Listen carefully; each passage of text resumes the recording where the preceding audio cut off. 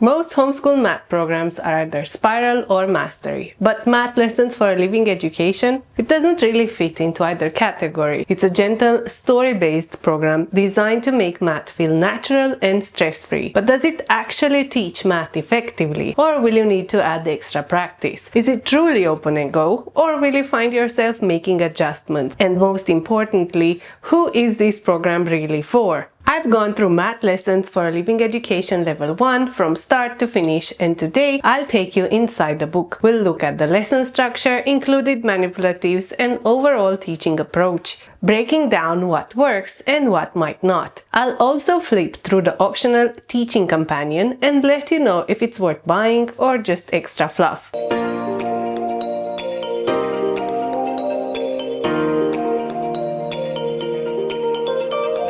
Hey everyone, I'm Laura from monkeymom.com, a homeschool mom of a gifted learner for 9 years and counting. I help homeschool parents navigate curriculum choices so they don't end up buying something that sounds great but turns out completely wrong for their child. Before we start, I do want to mention that Masterbooks sponsored this video, but as always, my review is honest and unbiased. Sponsorship doesn't change my opinions, and I'll be covering both the positives and the drawbacks. So grab a cup of tea and let's get started.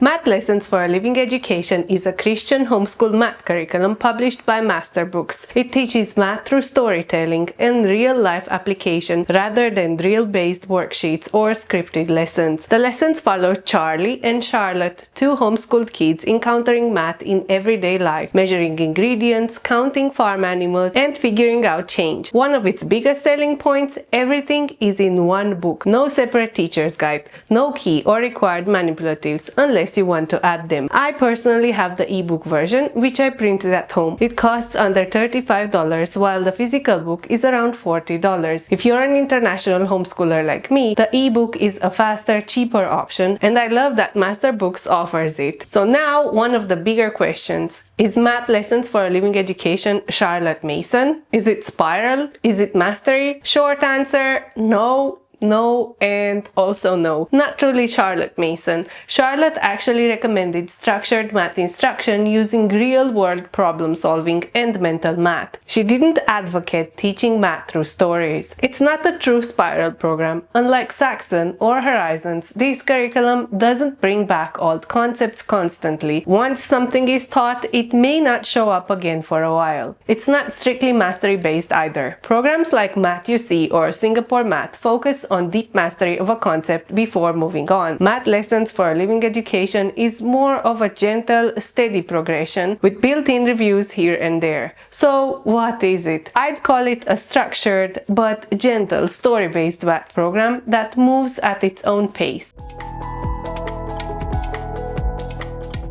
Alright, let's open up the book and walk through what you get. At the beginning, there's a scope and sequence which lays out everything this level covers. Counting and writing numbers from 0 to 100, counting by 2s, 5s, and 10s, basic addition and subtraction from 0 to 10, place value up to the 100, shapes, patterns, and tally marks, simple fraction, telling time for the hour, and it also includes 8 built-in review sections and a manipulative sections at the back. There's even an appendix with a bean sprouting project and right brain flashcards. I'll talk about these later. Here we have a brief overview of how to use this course and its objectives, and next there's a supply list for household manipulatives like beans, glue, craft sticks, coins, you get the idea. I'll be honest, while I get that not everyone wants to buy math tools, I don't fully agree with the idea that they aren't useful. My son, who is very math inclined, benefited a lot from using manipulatives like Cuisinart rods to understand number relationships. So while you can absolutely use household items, I still recommend having a good set of math manipulatives on hand if your child learns best with hands-on activities. I'll link my blog post on Cuisinart rods below if you want to learn more.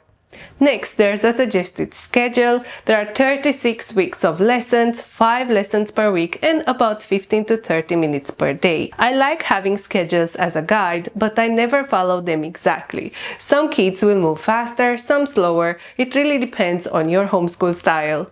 Each week follows a consistent structure. On day 1, you have a short story introducing a math and Bible concept. On days 2 to 4, you have worksheets, copywork, and hands-on exercises. And on day 5, you have a review, games, or puzzles. And let's look at an example from lesson 6. You have the story. It's about 2 pages long, introducing a math concept naturally. This one is about triangles, so Grandma tells Charlotte about a triangle-shaped bell from the farm. There are photos and the stories are all pretty much non-eventful. Next, we go into practice. I love how clearly organized and labeled this is. You get the exercise number and the day you're currently on according to their suggested pacing on top, prominently displayed, so you know exactly where you are. In the ready printed materials, you could remove the pages and they will be 3 hole punched too. So for day 1, we have one worksheet printed on both sides, tracing triangles to reinforce shape recognition and a bit of a review of past concepts. On day 2, we have a second short story introducing counting, and you will notice the gray boxes with teaching tips. There's a lot of drawing and coloring in this book, and I like how visually appealing this is, and the fact that kids have a lot of space for the activities. It's not busy or crowded. On day 3, there's copywork and some review of the concepts. I heard parents from higher levels complain the copywork was too wordy and it didn't really reinforce the concept. But for this level, the copywork works well. Day 4 has another short story focused on insects, and there's even a butterfly life cycle diagram. Yes, some science is woven in as well as Bible. This particular day is 3 pages long because there's more to read, but the activity is minimal. And finally, we have day 5. It's the review day with a maze or game, or as you can see here, a letter to mom and dad where the twins explained what they learned. Now let me do a quick flip through of the entire book so you can see the overall layout.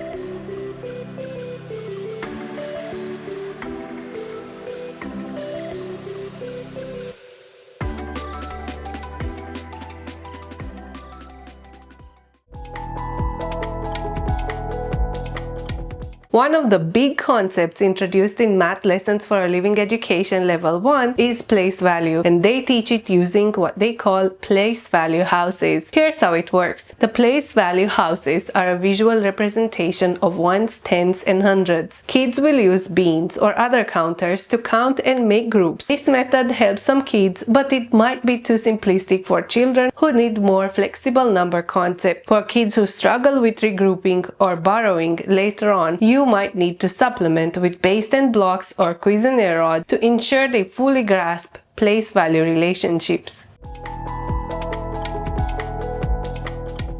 Now real quick on another Math Lessons for Living Education method. At the back of Math Lessons for Living Education, you will find Right Brain flashcards. They are designed to help kids memorize math facts using pictures and short stories. Instead of just saying 2 plus 3 is 5, they get a visual cue and make up their own story to reinforce the concept. These flashcards can be helpful for visual learners or kids who struggle with rote memorization, especially those with learning differences like dyslexia or dyscalculia. Some parents say this method finally helped their child retain math facts, while others find them unnecessary. If your child already memorizes math facts easily through regular drills, patterns, or games, you probably won't need them. But if traditional methods haven't worked, these could be a useful tool. They're not required to complete the curriculum, so whether or not you use them depends entirely on your child's learning style. And finally, let's look at their add-ons, the Teaching Companion and Practice Makes Perfect.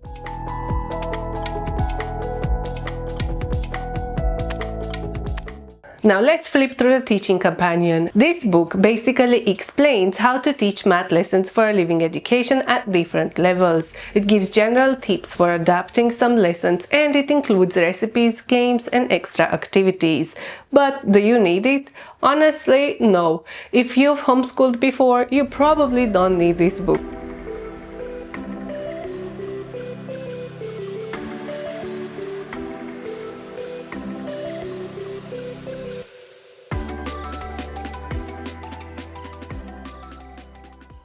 What about practice makes perfect? Now this is actually useful. One of the biggest complaints about math lessons for living education is that it doesn't provide enough practice. While some kids do fine with the light practice in the main workbook, many families need extra worksheets to reinforce concepts, and master books listen. The Practice Makes Perfect books give kids more exercises for each lesson, making them a must-have if your child needs extra review. If you're considering math lessons for a living education but worry that it's too light, I'd highly recommend adding the Practice Makes Perfect book for your child's level.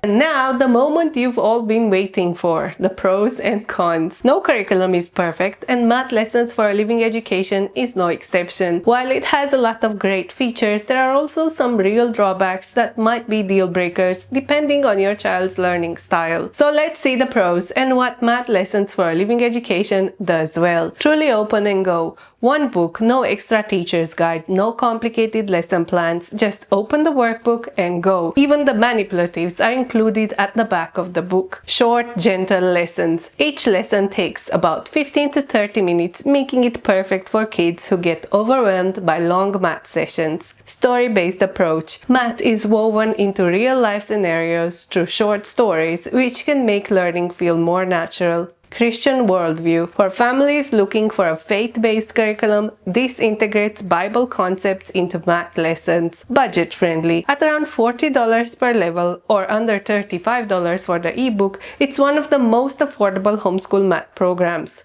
Encouraging for kids who dislike math. No timed drills, no overwhelming problem sets, and a more relaxed approach can make math feel less intimidating for kids who struggle. And now let's see the cons and where math lessons for a living education falls short. Not enough practice in the core book. The main book doesn't have a lot of review or repetition, which can be an issue for kids who need more reinforcement. And you may need to add extra worksheets or purchase Practice Makes Perfect. Not a true spiral or mastery program. Some parents expect spiral review like Saxon or Horizons, but math lessons for a living education doesn't bring old concepts back often. It's not mastery based like Singapore math or Math You See either, meaning it doesn't go deep enough for kids who thrive on tackling one concept fully before moving on. Not ideal for math inclined kids. If your child grasps math quickly or enjoys a challenge, this curriculum may feel too slow, too easy, and not in-depth enough. You may find yourself skipping sections or working ahead to keep them engaged. And there are better math programs out there for math-inclined kids like Singapore, Math in Focus, or Beast Academy.